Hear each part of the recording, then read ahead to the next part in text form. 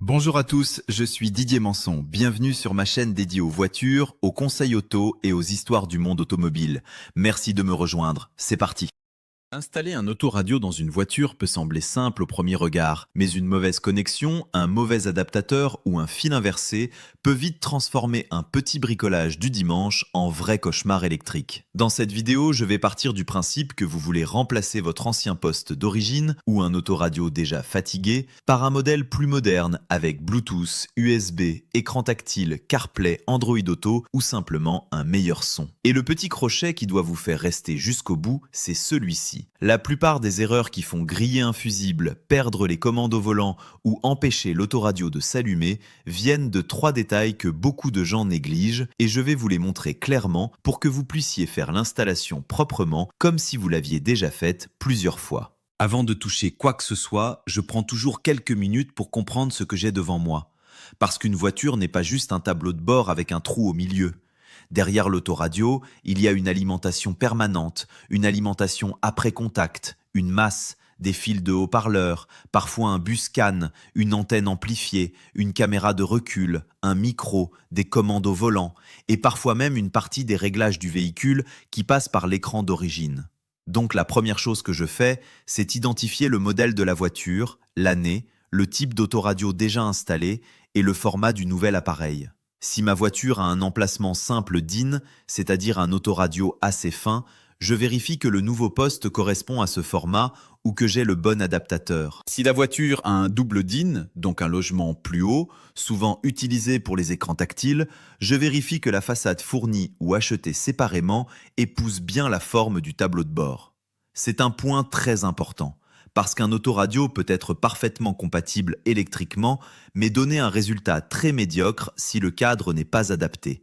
Il peut bouger, laisser des jours autour de l'écran, vibrer sur route abîmée ou gêner l'ouverture d'une trappe. Pour travailler proprement, je prépare mon matériel avant de démonter. Je garde à portée de main des leviers en plastique pour ne pas rayer les garnitures, un tournevis cruciforme, parfois un tournevis Torx, une petite lampe, du ruban isolant de qualité, des colliers de serrage, éventuellement des cosses ou de la gaine thermorétractable et surtout le faisceau adaptateur correspondant à la voiture. Je le dis tout de suite, je n'aime pas couper les fils d'origine quand ce n'est pas nécessaire. Dans la plupart des cas, il existe un faisceau adaptateur qui se branche d'un côté sur la prise de la voiture et de l'autre sur la prise ISO ou le connecteur du nouvel autoradio. C'est plus propre, plus fiable et surtout réversible.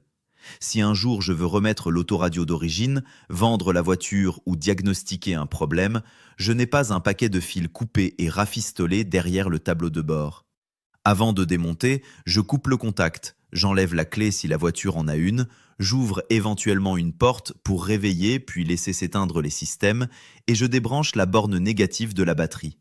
Je sais que certains le font sans débrancher, et parfois ça passe, mais moi je préfère éviter le court-circuit au moment où un connecteur touche une partie métallique.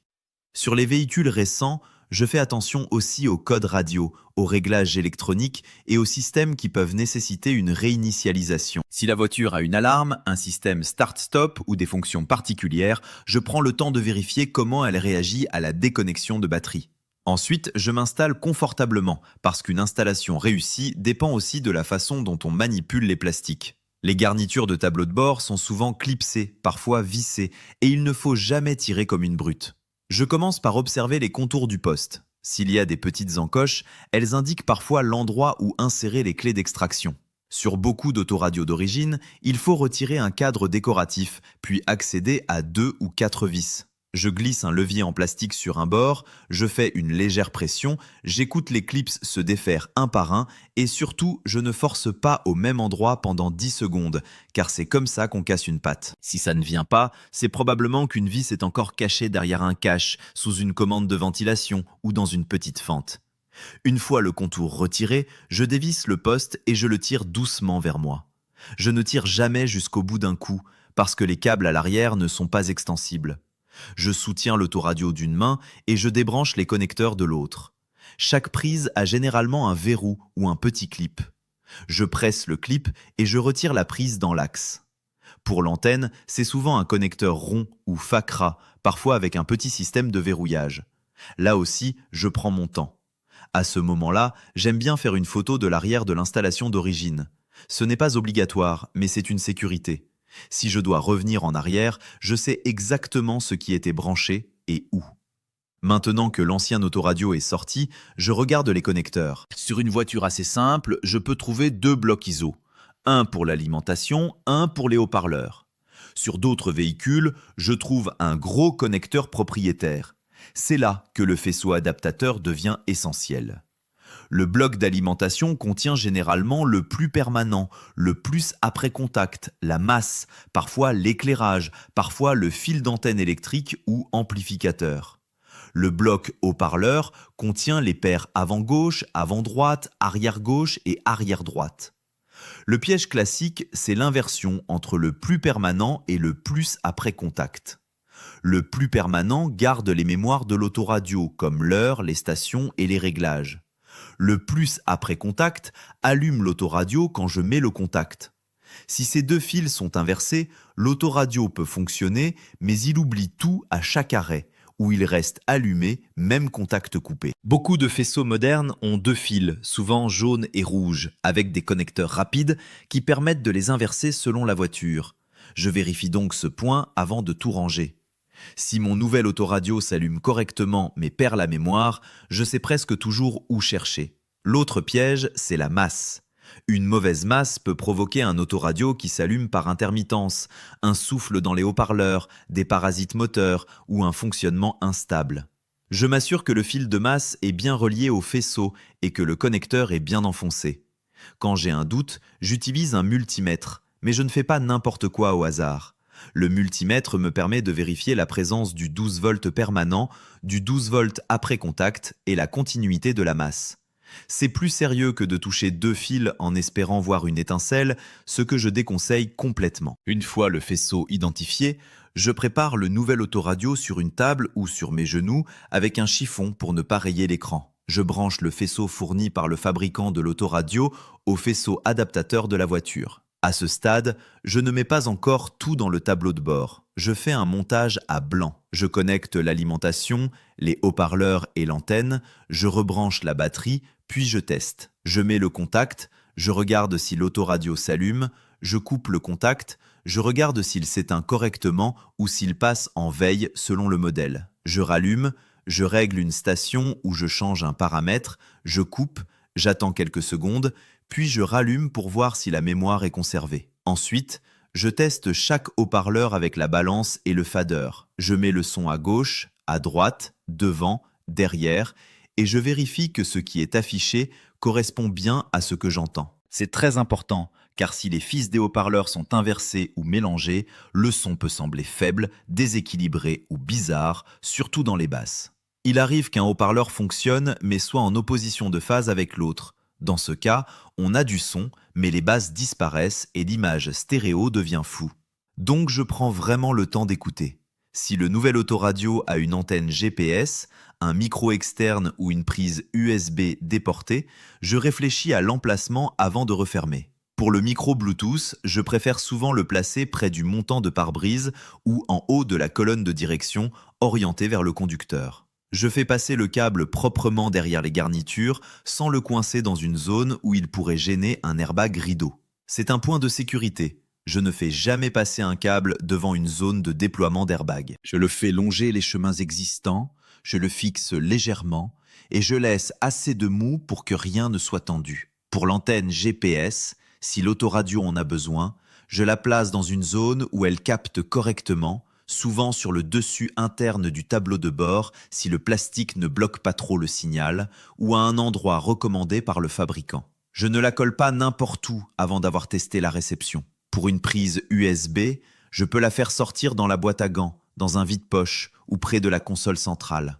Je choisis un endroit pratique mais discret, parce qu'un câble qui pend au milieu du tableau de bord, ce n'est ni joli ni durable. Si le véhicule a des commandes au volant, je vérifie si un boîtier interface est nécessaire. Beaucoup de voitures ne transmettent pas les commandes au volant par de simples fils analogiques, mais par un réseau de communication. Dans ce cas, Brancher l'autoradio sans interface peut faire perdre les commandes. L'interface adaptée récupère les signaux de la voiture et les traduit pour le nouvel autoradio. Elle a parfois un petit fil ou une prise jack à brancher sur l'entrée Steering Wheel Control du poste. Je teste volume plus, volume moins, piste suivante, décrocher et raccrocher si ces boutons existent. Si ça ne fonctionne pas, je vérifie d'abord la compatibilité de l'interface avec la marque de l'autoradio, parce que certaines interfaces demandent un câble spécifique selon que le poste est Pioneer, Sony, Alpine, Kenwood, JVC ou une autre marque. Si la voiture avait un amplificateur d'origine, c'est encore un autre point à surveiller. Certaines installations d'origine ont un ampli séparé, parfois avec un système audio premium. Dans ce cas, l'autoradio ne pilote pas directement les haut-parleurs comme sur une installation simple. Il faut parfois un adaptateur spécifique, un signal remote pour allumer l'ampli ou un réglage de niveau pour éviter un son trop faible ou trop fort. Si après branchement j'ai de l'image, de l'alimentation mais aucun son, je ne panique pas. Je vérifie le fil remote, souvent bleu ou bleu-blanc, qui sert à activer une antenne amplifiée ou un amplificateur. S'il n'est pas connecté correctement, l'ampli peut rester éteint. Si j'ai un souffle ou un bruit qui suit le régime moteur, je vérifie le cheminement des câbles, la masse, la qualité des adaptateurs et je m'assure que les câbles audio ne passent pas collés à une source de parasites. Quand l'autoradio est un modèle avec écran et caméra de recul, je prépare aussi le branchement de la caméra. En général, il y a une entrée vidéo, souvent en RCA jaune, et un fil de déclenchement marche arrière. Ce fil doit recevoir un signal quand je passe la marche arrière pour que l'écran bascule automatiquement sur la caméra. Selon la voiture et le kit, ce signal peut venir du feu de recul, d'un boîtier CAN-bus ou d'un faisceau spécifique. Je fais très attention à ne pas confondre alimentation caméra et signal de déclenchement. La caméra doit être alimentée correctement, souvent en 12 volts, mais sur certaines voitures récentes, l'alimentation des feux peut être modulée et créer une image instable. Dans ce cas, un relais ou un adaptateur peut être nécessaire. Là encore, je teste avant de remonter. Je mets le contact, je passe la marche arrière en gardant bien le pied sur le frein et la voiture sécurisée, et je vérifie que l'image apparaît, qu'elle n'est pas inversée si ce n'est pas voulu, et que les lignes de guidage sont cohérentes. Après tous les tests électriques, je m'occupe de l'intégration mécanique. Si l'autoradio est simple DIN avec une cage métallique, je glisse la cage dans l'emplacement, je replie les petites languettes pour la bloquer, puis j'insère l'autoradio jusqu'au clic. Mais avant de pousser définitivement, je range les câbles. C'est souvent le moment où les gens s'énervent, parce que le poste ne rentre pas jusqu'au fond. Dans la plupart des cas, ce n'est pas l'autoradio qui est trop long, ce sont les faisceaux qui s'empilent derrière lui. Je répartis les connecteurs dans les espaces disponibles. Je ne plie pas brutalement les câbles, je ne coince pas l'antenne, et je fixe ce qui peut vibrer. Un connecteur qui tape derrière le tableau de bord peut produire un petit bruit agaçant à chaque bosse, et une fois que tout est remonté, on n'a pas envie de redémonter pour une vibration. Pour un double DIN, je vérifie les pattes de fixation latérales, les supports fournis, les vis adaptées et l'alignement de la façade. Je serre les vis correctement, mais sans excès, parce qu'un filetage dans du plastique peut se détériorer rapidement. Je vérifie aussi que l'écran ne touche pas une commande de chauffage, que les boutons restent accessibles, que les aérateurs ne sont pas bloqués et que le cadre se clipse bien. Quand tout semble en place, je ne remonte pas immédiatement toutes les garnitures. Je fais un deuxième test complet. J'allume, j'éteins, je teste la radio, le Bluetooth, l'USB, les haut-parleurs, les commandes au volant, le micro, la caméra de recul, l'éclairage si l'autoradio varie avec les feux, et je vérifie que le véhicule ne m'affiche pas de message d'erreur. Pour le Bluetooth, je supprime parfois les anciens appareils, je lance un appairage propre, je passe un appel test et je demande à la personne en face si ma voix est claire. Un micro mal placé peut donner l'impression que l'autoradio est de mauvaise qualité alors que le problème vient simplement de son orientation ou du fait qu'il est caché derrière un plastique. Pour la radio FM ou DAB, je vérifie la réception. Si elle est mauvaise alors qu'elle était bonne avant, je regarde l'adaptateur d'antenne et l'alimentation d'antenne amplifiée. Beaucoup de voitures ont une antenne qui a besoin d'être alimentée et sans le petit adaptateur adéquat, on capte très mal. Si mon autoradio propose des réglages audio avancés, je ne commence pas directement par mettre les basses à fond. Je règle d'abord le niveau de base, puis je vérifie que les haut-parleurs ne saturent pas. J'ajuste la balance, le fader, l'égaliseur, éventuellement la fréquence de coupure si j'ai un caisson ou des haut-parleurs spécifiques. Un autoradio moderne peut vraiment améliorer l'expérience de conduite, mais seulement si l'installation est propre et si les réglages sont cohérents. Je préfère un son équilibré, sans vibration dans les portes, plutôt qu'un réglage spectaculaire pendant 2 minutes, mais fatigant sur un long trajet. Une fois que tout fonctionne, je remonte les garnitures. Je commence par replacer les éléments sans les clipser complètement, juste pour vérifier l'alignement. Ensuite, j'appuie progressivement autour du cadre, clip par clip. Si un clip résiste, je vérifie son orientation. Je ne frappe pas au hasard avec la paume de la main. Les plastiques d'intérieur peuvent coûter cher, et les clips cassés donnent ensuite un tableau de bord qui grince. Je remets les vis à leur place, je replace les caches, puis je nettoie l'écran et les traces de doigts. Là, je prends une seconde pour regarder le résultat comme un propriétaire exigeant, pas comme quelqu'un qui veut juste terminer. L'autoradio doit être droit, stable, bien intégré, et il ne doit pas y avoir de câble visible, sauf si je l'ai voulu. Je fais ensuite un essai sur route, parce qu'un test à l'arrêt ne révèle pas tout. Je roule quelques minutes, j'écoute s'il y a des vibrations, je regarde si le son coupe, si le Bluetooth reste stable, si les commandes répondent bien, si la réception radio tient correctement. Je vérifie aussi que l'autoradio ne redémarre pas au passage d'une bosse, ce qui indiquerait un connecteur mal enfoncé ou un faux contact. Si tout est bon, l'installation est terminée. Mais je veux aussi vous parler des problèmes les plus fréquents, parce que c'est souvent là que vous allez gagner du temps. Si l'autoradio ne s'allume pas du tout, je vérifie d'abord le fusible du véhicule, le fusible à l'arrière de l'autoradio s'il existe, la masse, le plus permanent et le plus après contact. Je ne pars pas tout de suite dans des théories compliquées. Si l'autoradio s'allume seulement quand je maintiens un bouton ou s'éteint dès que je démarre, je vérifie les alimentations. Si les réglages disparaissent à chaque coupure, je regarde la version jaune-rouge ou l'alimentation mémoire.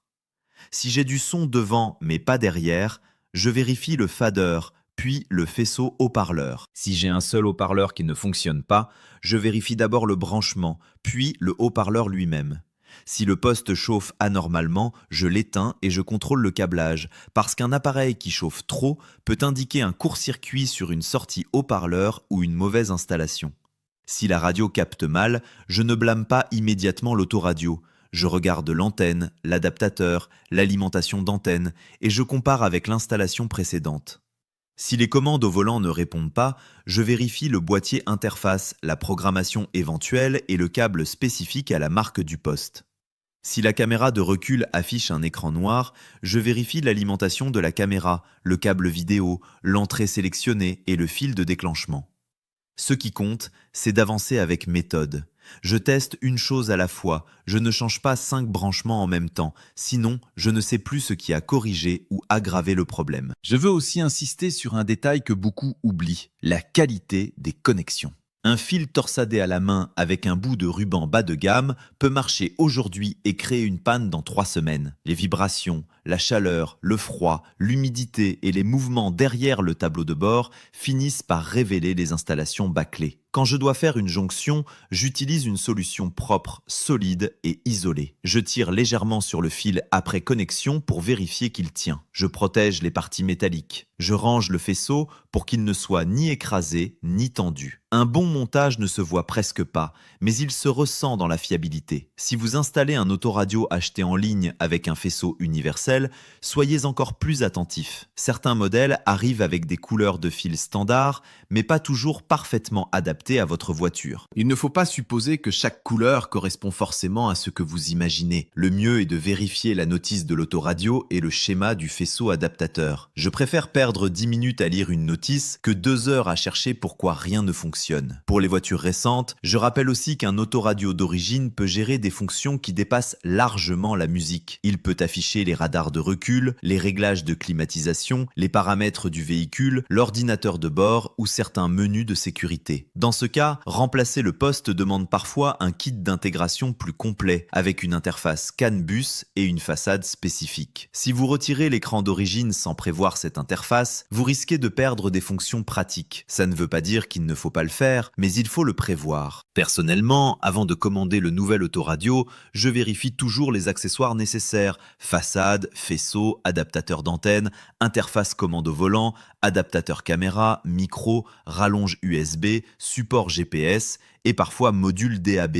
Acheter seulement l'autoradio puis découvrir au démontage qu'il manque 3 adaptateurs, c'est frustrant et ça pousse souvent à faire des branchements improvisés. Une installation réussie commence donc avant même de sortir le premier tournevis. Parlons aussi du choix du poste. Si vous utilisez surtout votre téléphone, un modèle avec Bluetooth stable, bon micro et connexion rapide sera plus important qu'un écran immense. Si vous faites beaucoup de trajets, CarPlay ou Android Auto peut changer votre quotidien avec navigation, musique et appels mieux intégrés. Si vous aimez le son, regardez la qualité des sorties préamplifiées, les réglages d'égaliseur, la compatibilité avec un ampli ou un caisson. Si vous voulez une caméra de recul, vérifiez l'entrée vidéo et les options d'affichage. Si vous avez des commandes au volant, vérifiez la compatibilité avant achat. Et si vous choisissez un autoradio à écran tactile, pensez à la lisibilité au soleil, à la réactivité et à l'emplacement dans votre tableau de bord. Un écran placé trop bas peut obliger à quitter la route des yeux trop longtemps, donc l'ergonomie compte autant que les fonctionnalités. Quand je présente ce genre d'installation, mon but n'est pas seulement de faire fonctionner un poste. Mon but est de vous montrer une méthode. Une bonne méthode, c'est préparer, démonter sans casser, identifier, adapter sans massacrer le faisceau d'origine, tester avant de remonter, ranger proprement, puis vérifier en conditions réelles. Avec cette logique, vous pouvez installer un autoradio simple, un modèle Bluetooth, un double DIN avec écran ou même un système plus complet avec caméra et commande au volant. Les détails changent selon les voitures, mais le raisonnement reste le même. Si vous avez peur de vous lancer, commencez par observer votre tableau de bord, cherchez comment le poste est fixé, regardez les adaptateurs disponibles pour votre véhicule et ne démontez pas tant que vous n'avez pas au moins une idée claire de ce que vous allez trouver. Quand je retire un autoradio, je ne suis jamais pressé. Je préfère poser les vis dans un petit récipient, garder les clips dans l'ordre, prendre des photos et avancer tranquillement. La précipitation, c'est l'ennemi du bon bricolage automobile. Et je vais vous donner une astuce simple. Avant de pousser le nouvel autoradio dans son logement, je laisse parfois les câbles prendre naturellement leur place en les accompagnant avec la main par l'ouverture latérale ou par le bas si c'est accessible. Si je sens une résistance, je retire et je réorganise. Je ne force jamais l'autoradio comme un tiroir trop plein. Derrière, un connecteur peut se débrancher, un câble d'antenne peut se plier ou un fil peut se coincer contre une arête métallique. Quand tout est bien rangé, le poste rentre presque sans effort.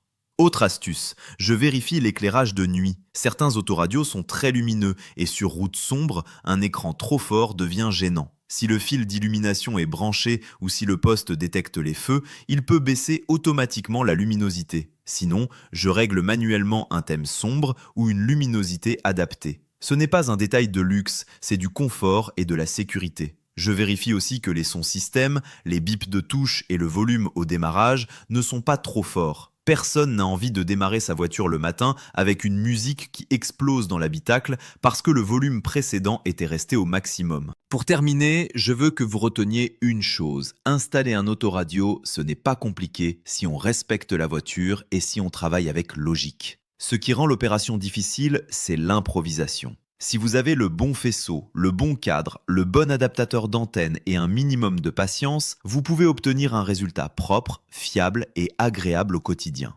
Moi, ce que j'aime dans cette modification, c'est qu'elle transforme immédiatement l'expérience de conduite. Une voiture un peu ancienne peut retrouver une vraie modernité avec le Bluetooth, la navigation, une meilleure qualité sonore et une connectivité adaptée à nos usages actuels. Mais cette modernité doit être installée correctement. Alors avant de refermer le tableau de bord, posez-vous toujours les bonnes questions. Est-ce que l'autoradio s'allume et s'éteint comme il faut? Est-ce qu'il garde ses réglages? Est-ce que tous les haut-parleurs fonctionnent dans le bon sens? Est-ce que la radio capte bien? Est-ce que les commandes au volant répondent? Est-ce que les câbles sont rangés? Est-ce qu'aucun plastique ne force? Est-ce que le résultat est propre? Si la réponse est oui, vous pouvez profiter de votre nouveau système avec confiance. Voilà, c'était Didier Manson et j'espère que cette explication détaillée vous aura donné les clés pour installer votre autoradio dans de bonnes conditions, éviter les erreurs classiques et obtenir un montage qui fonctionne aujourd'hui comme dans 6 mois. Prenez votre temps, protégez les garnitures, vérifiez vos branchements, ne coupez pas le faisceau d'origine si un adaptateur existe et surtout, testez toujours avant de tout remonter. Sur une voiture, les meilleurs travaux sont ceux qu'on ne remarque plus une fois terminés, parce que tout fonctionne naturellement, comme si l'autoradio avait toujours été là.